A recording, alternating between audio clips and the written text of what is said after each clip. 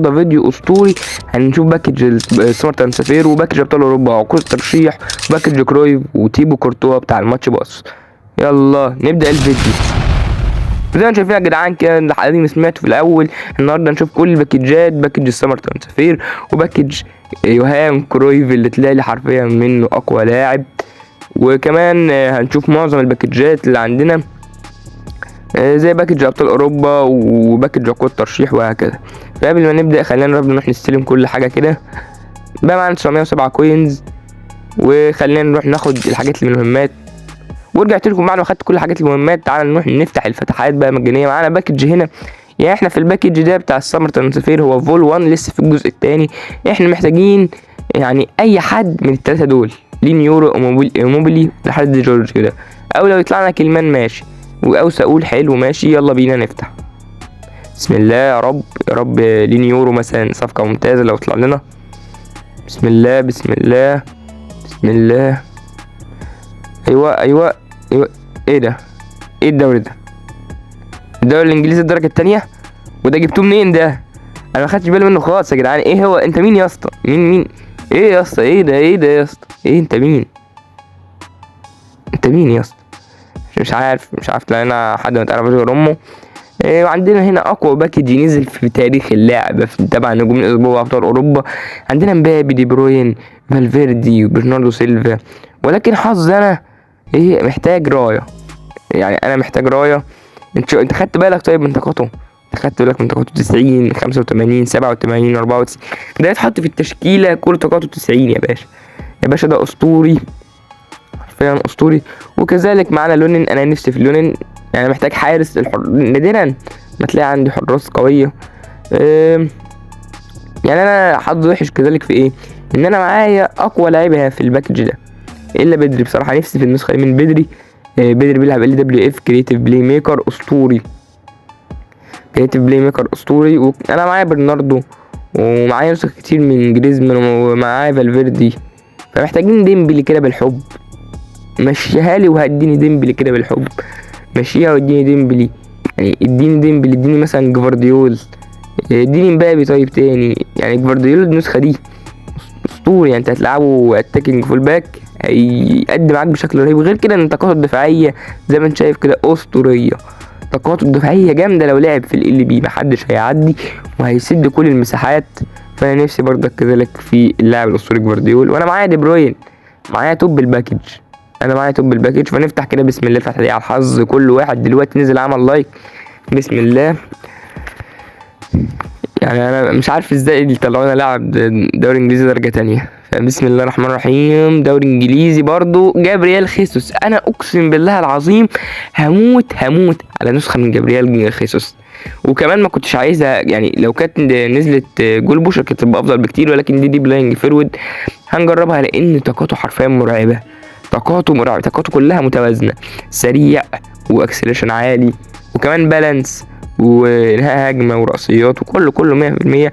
نفسي نسخه من نوير، ولكن عيب نوير ان هو الكاتشنج عنده ضعيف.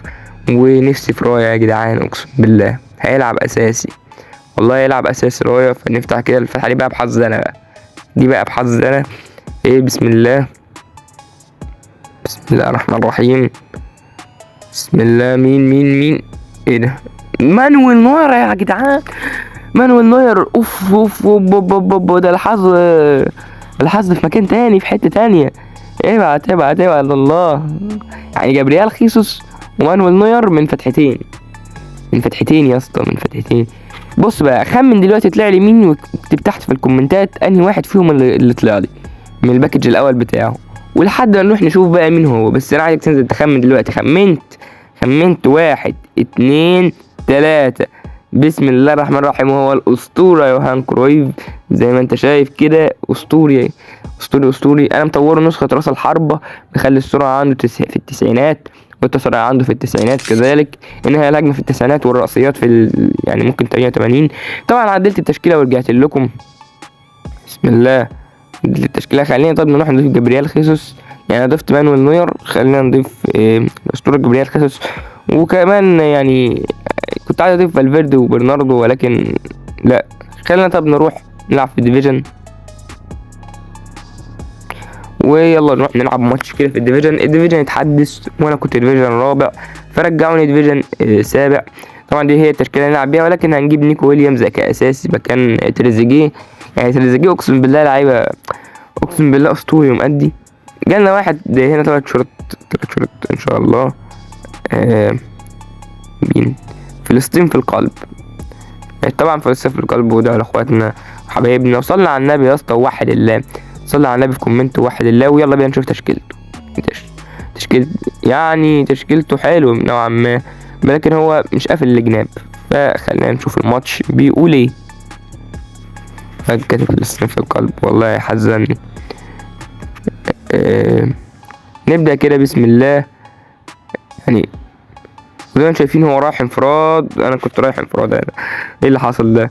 ايه الدربكه دي؟ ايه يا اسطى، ايه يا اسطى؟ والعرضيه خطيره، الرأسيه الحمد لله. اقفل يا نوير، اقفل يا نوير. نوير الكاتشنج عنده ضعيف يا جدعان، الكاتشنج عنده ضعيف. بسم الله. شوط تاني. يا لهوي يا نوير، انا بقيت اخاف من نوير خالص يا جدعان، بقيت اخاف من نوير خالص. يعني نوير يخوفك كده من تصدياته دي. طبعا الواد معاه ركنيه. بسم الله. رايح انفراد تاني، ولكن احنا يا باشا الدفاع بتاعنا يا باشا، الدفاع بتاعنا يا باشا، الدفاع بتاعنا هو برضه الدفاع بتاعه قوي. راح انفراد. الهجمه المرتده السريعه، الهجمه المرتده السريعه. باص يرجع. الهجمه المرتده السريعه لينا. يمشي ما مشيش، ما عدتش، مش ماشيه مره والتانيه، ومش هتمشي خالص يا جدعان. راحت له يا جدعان. الله امسك. الله يا نوير، الله يا نوير. تكتيك الدفاع عند لافوانتي اسطوري.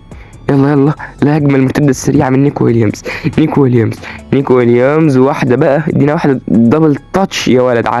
عدي ارفع عرضيه لجبريل، الجول الاول. اقسم بالله هو مهاجم طول الماتش، واحنا جبنا جون كده على طول. يعني احنا على طول كده جبنا الجول الاول من الاسطوره جبريل خيسوس. يعني انا في طول خبرتي في لعب الماتش ده يا ولد ماشي. اوفسايد مش عارف ايه ده، والله مش عارف ايه ده. يعني اوفسايد. الحمد لله اوفسايد. خلينا ندخل على الشوط التاني على طول. بسم الله. هو اللي هيسنتر المرة دي. بسم الله. روح انفراد. على الدفاع خلاص يا جدعان. الدقيقة 70 خلاص، الدقيقة 70 وطلعها اوت. يعني عايزين ننهي الماتش بوين كده، نبدأ أول ماتش بوين. يلا نيكو ويليامز وجابريال. يا اسطى ضيعت دي ازاي يا اسطى؟ انا مش عارف. اهو هياخدها عكسية علينا، ولكن يا باشا احنا اساطير يا باشا. هجمة مرتدة سريعة، مفيش حاجة اسمها هجمة مرتدة سريعة تاني خالص. انسى يا باشا. يعني انت رايح فين انت رايح فين يا ابني؟ ده كمان مانويل نوير بيمسك. خليت مانويل نوير يعجز عن الكلام. نيكو ويليامز. هرب نيكو ويليامز. هو يا جبريال. اي حلوة عاش. ضغطنا عليه في الشوط التاني ضغطة سواد عليه، وبس كده يكون انتهى الشوط التاني وكسبنا الماتش واول وين لينا. الحمد لله تعالى، الحمد لله. خلينا ناخد هدايا الماتش باص كده. وطبعا استنى مني فيديو كود ترشيح. ويلا بينا على فقرة تقييم اللعيبة. اولا هنقيم جبريل خيسوس، وبعد كده هنقيم الحارس مانويل نوير. يلا بينا نشوف. طيب الطاقات. لعب معايا اول ماتش هو مانويل نوير، يعني عجبني فيه برضك ان هو بيعافر في الكاتشنج، ولكن سيصير الكاتشنج عنده ضعيف خالص، سيصير وحش. اننا شايفين القفز برضك عنده حلو. بصوا الطاقات طاقات حراس المرمى اسطوريه، ولكن في الكاتشنج البراينج لا وحشين جدا. مش هم دول بتوع حارس. عشان كده كنت اتمنى ان رايا عنده كل حاجه 90 واخد بالك. والفورم عنده برضه انوفرنج. تعال نشوف بقى الاسطوره صابونه. انا سميته صابونه خلاص. بص بيحدي كده ما بين اللعيبه. اسلوب لعبه دي بلاينج فورورد والوعي الهجومي بتاعه 90 والدريبلينج 90. اسطوري يا عم صابونه. ده انت واخد بالك. بس كده يكون انتهى فيديوهاتنا. يعني بص قبل ما ابني الفيديو بس انا عايز اقول لك شوف الطاقات. لما كملتلكش في الطاقات بس عايز اقول لك شوف الطاقات. فينشنج 88 عندك. الكيرل حلو برضك على مهاجم يعني. وكذلك السرعه والتسارع اسطوريين عنده، مع بالانس مع بالانس وجامبينج و يعني لا واستامينا ولا، وعنده مهارات سكيلزات عاليه، دبل تاتش وهكذا. وبس كده اكون وصلت لنهايه فيديو حلقتنا النهارده. انزل اعمل لي لايك وشير، واقل حاجه نوصل الفيديو ده 50 لايك كده بالحب. يلا سلام.